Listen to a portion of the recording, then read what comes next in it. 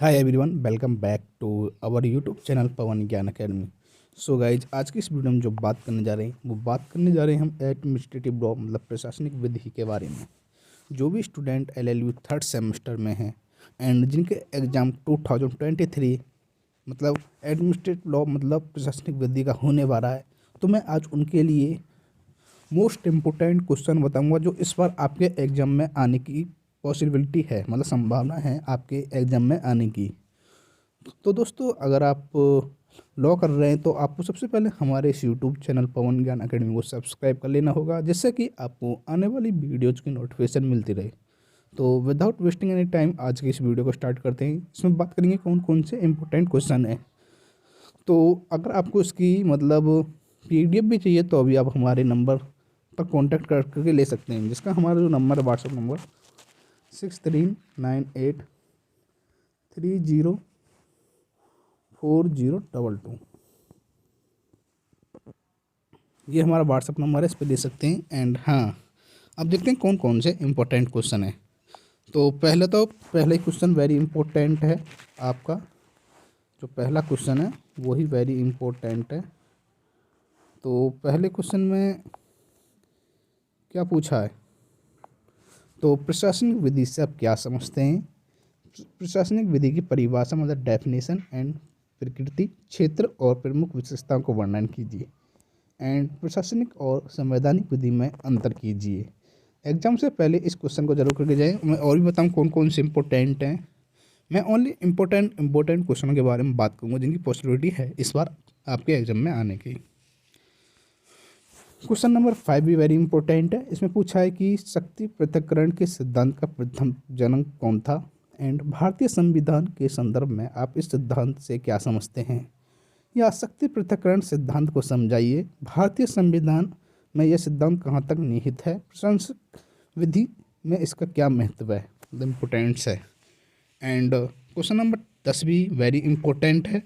इसमें पूछा है कि प्रशासनिक विवेक से आप क्या समझते हैं, इसकी परिभाषा दीजिए।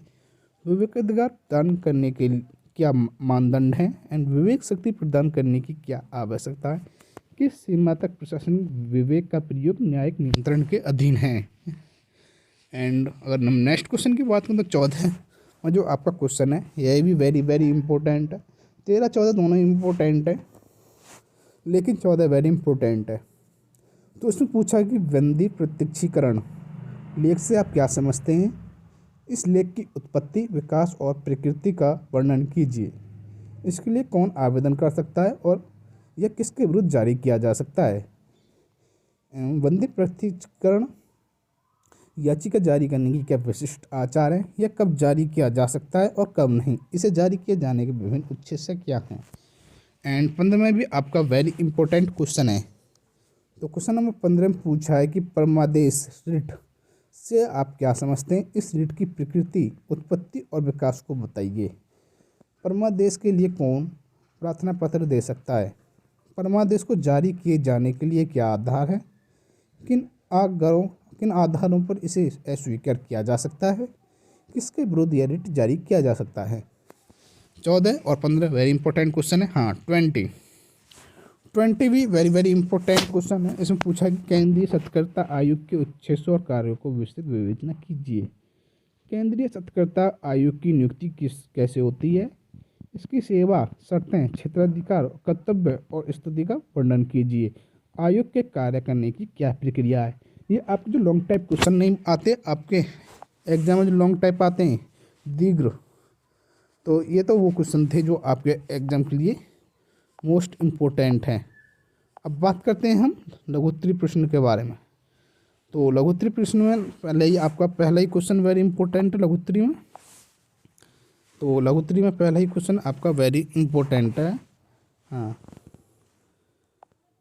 वेरी इंपॉर्टेंट है कि अम्बेडकर से आप क्या समझते हैं। क्या भारतवर्ष में अन्य देशों के समान लोकपाल और लोकायुक्त अधिनियम पारित हो चुका है। यदि हाँ तो कब से। इस अधिनियम को अच्छे से बताइए। लोकपाल की स्थापना का वर्णन कीजिए। एंड क्वेश्चन नंबर 5 भी वेरी इंपॉर्टेंट है। प्रशासनिक अनुदेश निर्देश से आप क्या समझते हैं। प्रशासन में क्या इसकी उपयोगिता है। प्रशासनिक अनुदेश के विभिन्न प्रकार बताइए। क्या प्रशासनिक अनुदेश न्यायालय द्वारा परिवर्तनीय होते हैं।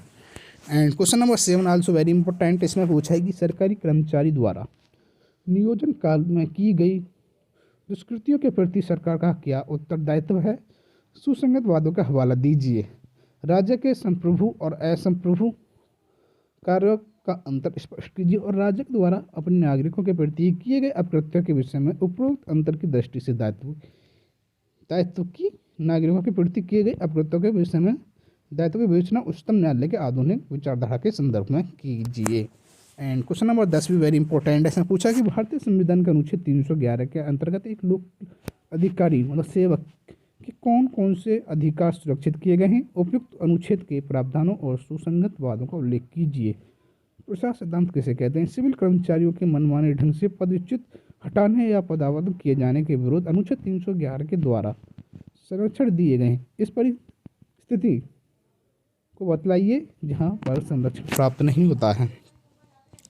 हाँ तो दोस्तों ये आपके इम्पोर्टेंट क्वेश्चन थे। अगर आपको किसी PDF चाहिए तो आप हमारे व्हाट्सएप नंबर 6398304022 पर व्हाट्सएप करके ले सकते हैं। अगर आपको एडमिनिस्ट्रेटिव लॉ मतलब प्रशासनिक विधि की 11वीं 3rd सेमेस्टर के किसी भी सब्जेक्ट की PDF भी चाहिए तो आप हमारे व्हाट्सएप नंबर पे कांटेक्ट करके ले सकते हैं। लेकिन आपको एक कंडीशन है, आपको कम से कम 2 या 3 सब्सक्राइब हमारे इस यूट्यूब चैनल के इसके शॉर्ट सेंड करने होंगे। आप कोई से भी सब्जेक्ट की मतलब LLB की 1st या 2nd या 3rd सेमेस्टर किसी भी सेमेस्टर की PDF ले सकते हैं। दोस्तों आज की वीडियो में बस इतना ही था। Thanks for watching this video.